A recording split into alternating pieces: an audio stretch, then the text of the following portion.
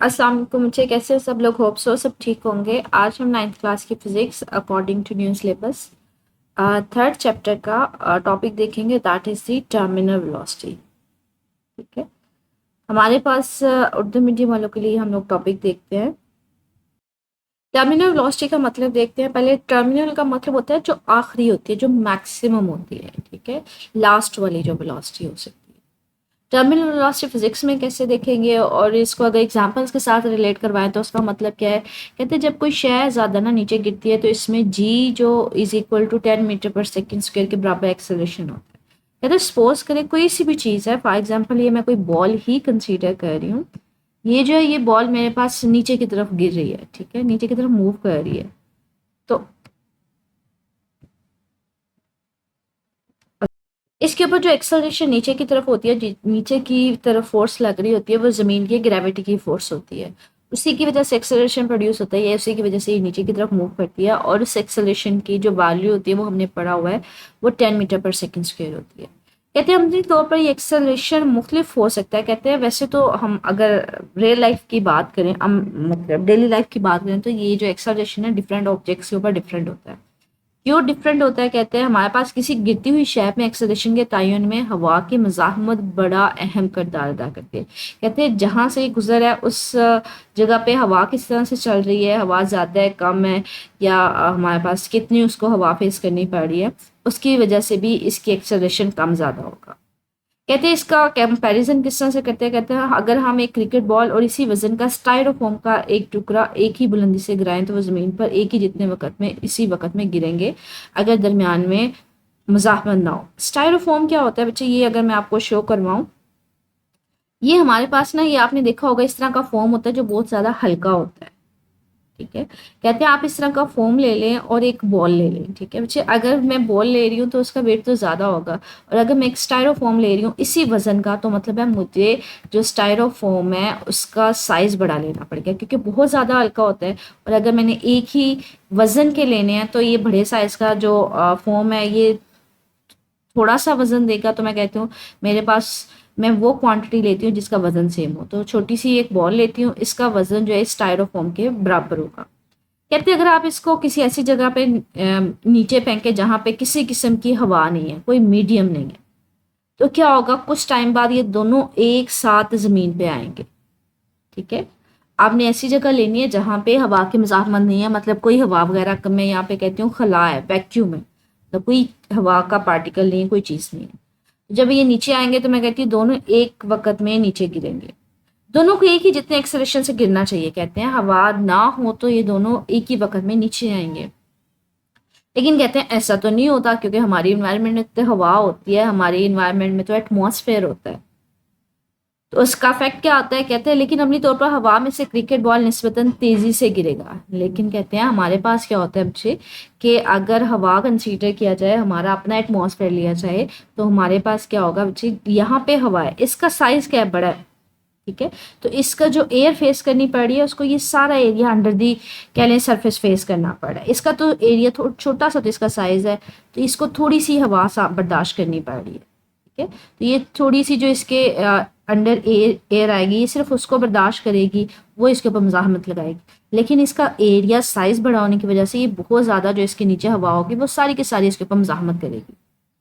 तो यहाँ पे एयर की मज़ाहमत ज़्यादा होगी साइज़ बड़ा होने की वजह से, यहाँ पे एयर की मज़ाहमत कम होगी, तो इसलिए ये जल्दी नीचे आ जाएगा, ये थोड़ा आहिस्ता आएगा।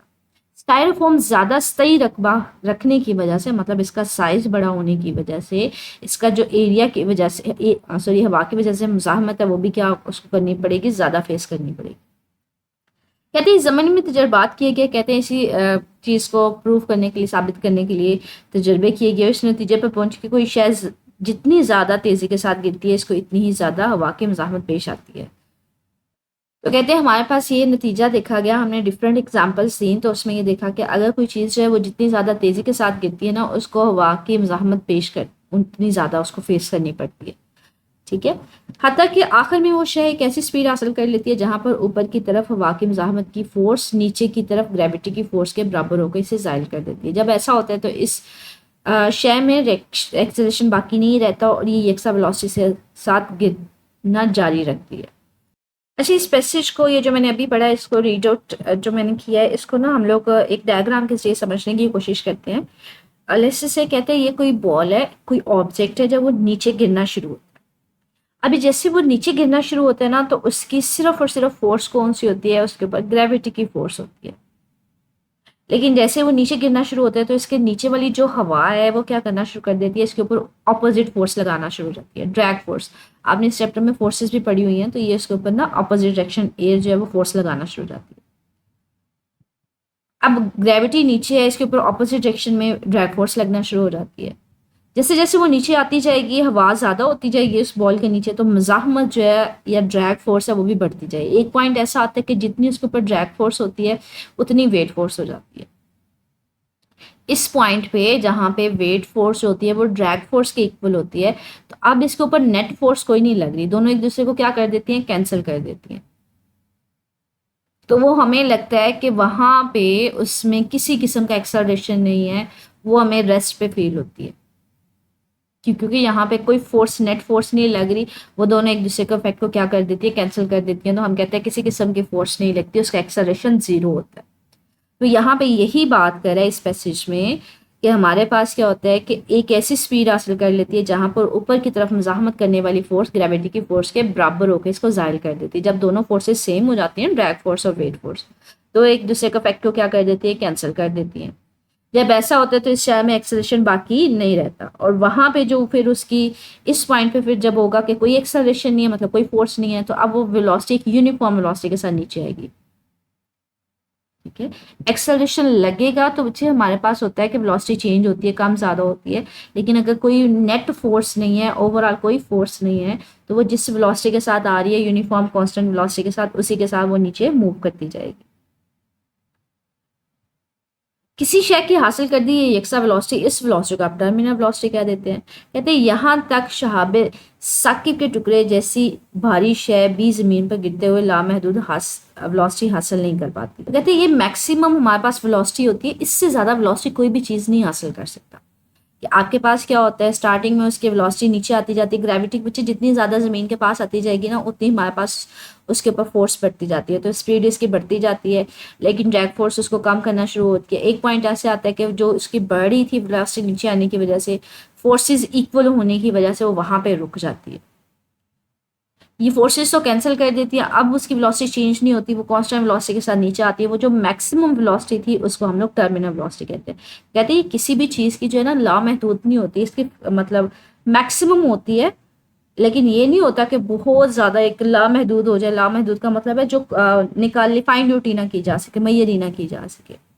कहते हैं ये असूल छाता बरदारों पर भी लागू होता है। हवा की मजम्मत पहला शूट के बराबर रकबे की सतह पर मुखालिफ अमल में हिस्सेमत करके एक महफूज वेलोसिटी के साथ नीचे उतरने में मदद देती है। कहते हैं इसी एग्जाम्पल हम लेते हैं ये वाली, कि पैराशूट जब हवा जहाज से छलांग लगाता है तो वो क्या करता है, नीचे आता है, तो हमारे पास उसकी स्पीड बड़ी ज़्यादा होती है। लेकिन जैसे ही वो अपना पैराशूट ओपन करता है, अब क्या होता है, ये जो पैराशूट ओपन किया उसका सरफेस एरिया बढ़ जाता है, तो इसके नीचे ज़्यादा एयर होती है जो इसके पैराशूट के नीचे होती है, इसके ऊपर ड्रैग फोर्स ज़्यादा होती है, मतलब अपोजिट फोर्स ज़्यादा होती है। तो जिसकी निस्बत हम कहते हैं उसकी वेलोसिटी है वो कंपैरेटिवली कम हो जाती है, और वो आराम से एक कांस्टेंट वेलोसिटी के साथ नीचे आना शुरू हो जाता है।